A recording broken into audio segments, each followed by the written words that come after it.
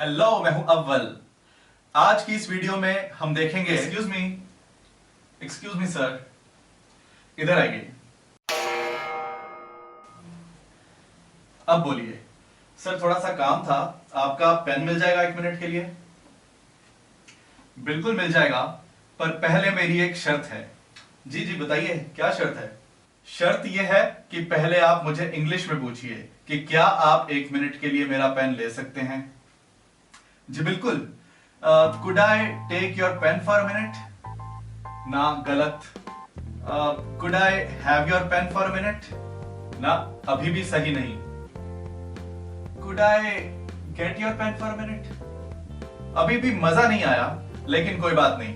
मेरा पेन वो रखा है, आप ले लीजिए और बाद में वहीं वापस रख देना। थैंक यू जी। दोस्तों, जो भी मुझे क्वेश्चंस पूछे गए थे, कोई भी गलत नहीं थे, लेकिन परफेक्ट भी नहीं थे। आज हम देखेंगे कि इसको परफेक्टली कैसे बोला जाता है। आज हम दो इंग्लिश वर्ड समझेंगे, लेंड एंड बोरो। सबसे पहले देखते हैं कि लेंड का क्या मतलब होता है। लेंड का मतलब होता है कोई चीज किसी दूसरे को देना, इस इरादे से कि दूसरा उस चीज को कभी ना कभी वापस करेगा, अपने पास हमेशा के लिए नहीं रखेगा। एग्जाम्पल्स देखते हैं।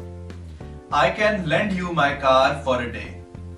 मैं तुम्हें अपनी कार एक दिन के लिए दे सकता हूं। I am lending this book to him for a few days. मैं ये किताब उसको कुछ दिनों के लिए दे रहा हूं। और अब नेक्स्ट एग्जाम्पल में नोटिस करना कि पास्ट टेंस में lend बन जाता है lent.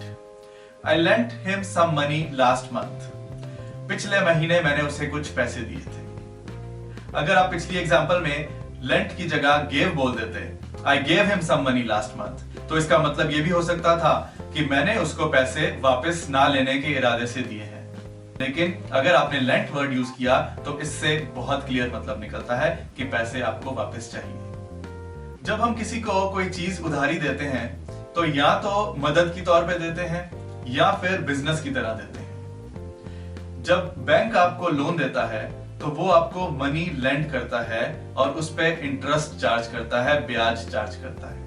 जब कोई आपको घर किराए पे देता है तो वो आपको अपना घर लेंड कर रहा है और उसके बदले में रेंट चार्ज कर रहा है, किराया चार्ज कर रहा है।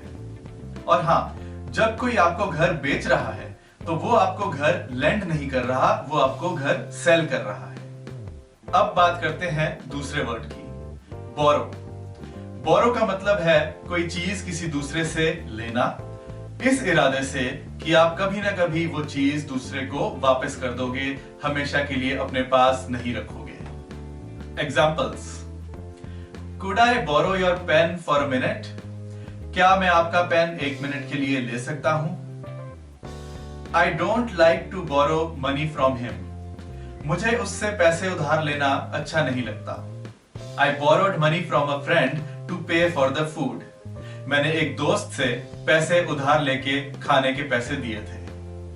इस बार भी अगर आप borrowed की जगह took money बोल देते, I took money from a friend to pay for the food, तो इसका मतलब शायद ये भी हो सकता था कि आपका इरादा पैसे वापस करने का शायद ना हो। सो इसलिए borrowed वर्ड ही फिट बैठता है।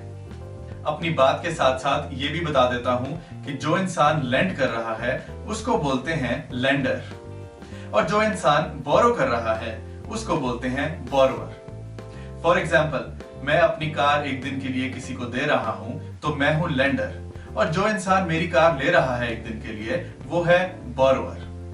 मेरा एक दोस्त हमेशा भूल जाता था कि बोरो क्या है और लेंड क्या है।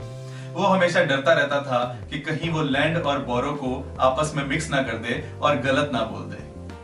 तो मैंने उसको एक जुगाड़ सजेस्ट कर दिया। वो जुगाड़ उसके तो काम आ गया, आप देख लेना कि आपके भी काम आता है कि नहीं। मैंने जो जुगाड़ बताया था वो है कि जो इंसान चीज दे रहा है वो कहता है ले भाई ले, लेंडर वो चीज को लेंड कर रहा है, और जिस इंसान को चीज मिल रही है वो हाथ जोड़ के कहता है बहुत शुक्रिया, बहुत शुक्रिया, बोरोवर बोरो कर रहा है। वैसे जुगाड़ को इंग्लिश में क्या कहते हैं बताऊंगा बहुत जल्द किसी और वीडियो में। तब तक कमेंट्स और लाइक्स मत भूलना। Thank you, bye bye.